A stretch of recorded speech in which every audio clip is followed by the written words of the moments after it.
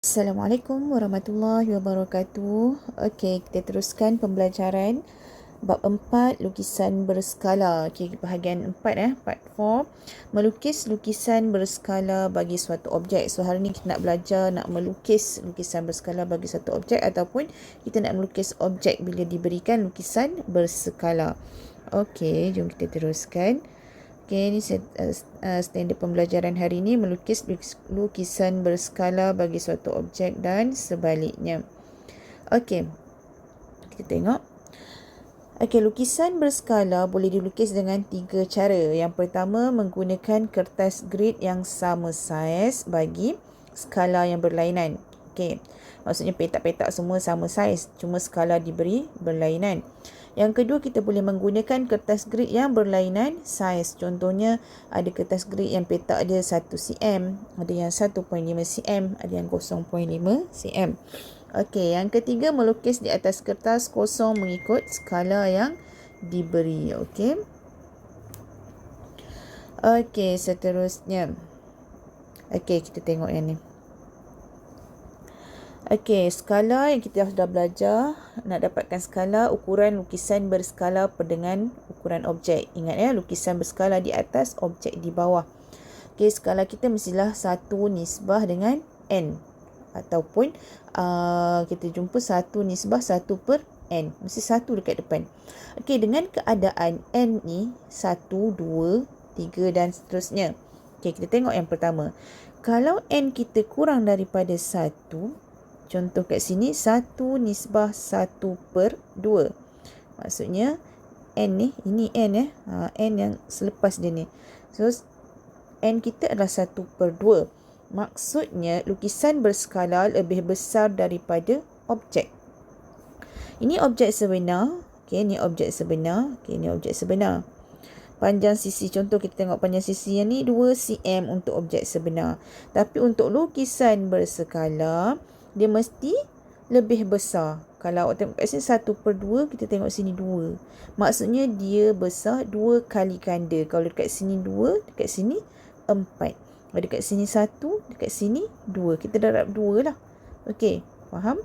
Okey, katakanlah n itu sama dengan 1. Lukisan berskala sama saiz dengan objek. Kalau 1 nisbah 1, samalah. Okey, objeknya macam ni bentuk. Kalau dia punya jejari 3 cm, lukisan berskala pun 3 cm juga dia punya jejari. Itu kalau n sama dengan 1.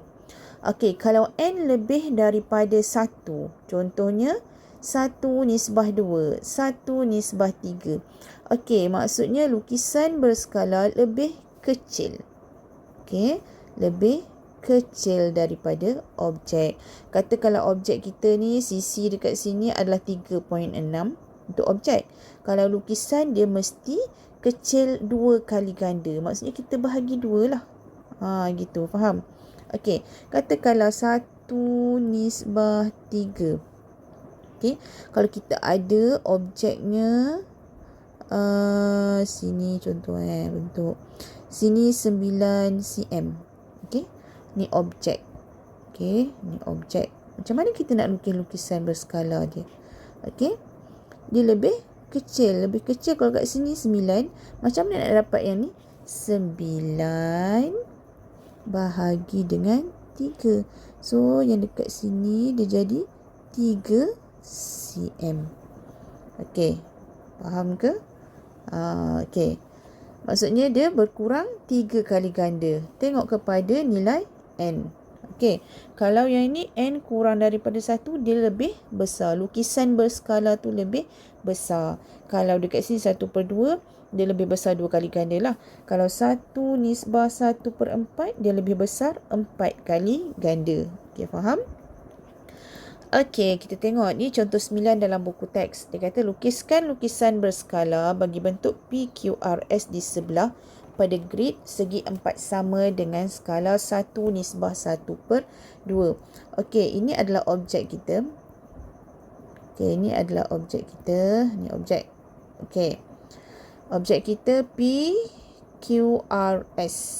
Okey, kita nak lukis dia punya lukisan berskala. Dia punya nisbah dia 1 nisbah 1/2.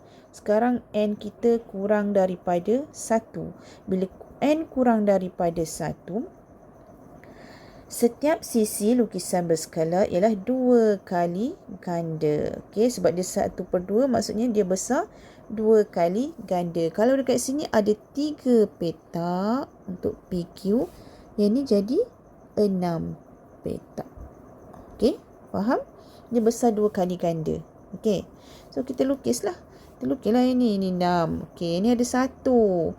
Tapi kalau nak besarkan 2 kali ganda, jadi 2. Kat sini ada 3 je, jadi 6. Itu sambunglah.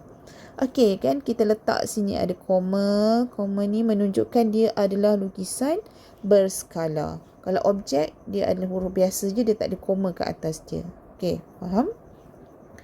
Okey, seterusnya. Okey, ini adalah contoh 10. Okey. Rajah menunjuk PQR. Okay, PQR ni dilukis pada grid 1 darab 1 cm. Maksudnya kita ada kertas grid, petak dia 1 cm, 1 cm. Semua 1 cm dah. Okey, ni dia lukis. Dia nak kita lukis bukan semula segitiga PQR di atas kertas grid berukuran 1.5. Maksudnya kita carilah kertas grid yang ukurannya 1.5 ataupun kita lukis pula petak-petak 1.5 tu kan. Okey, contohnya kat sini. Jawapan dia. Okey, so dia ada satu lagi kertas grid, ukuran dia 1.5. Dia lukis yang sama je. Okey, dia lukis yang sama je tapi cuma dia menggunakan kertas grid yang berbeza. Okey. Yang kedua dia suruh guna kertas grid 0.5 cm. So, yang ini contoh. 0.5 cm. Jadi, dia makin kecil. Yang ini bila dia lukis menggunakan kertas grid berbeza. Okey. Soalan B, dia kata hitung skala yang digunakan dalam soalan A1 dan A2 dalam bentuk 1 nisbah N. Okey, so skala mesti lukisan berskala per dengan objek. So, lukisan berskala 1.5.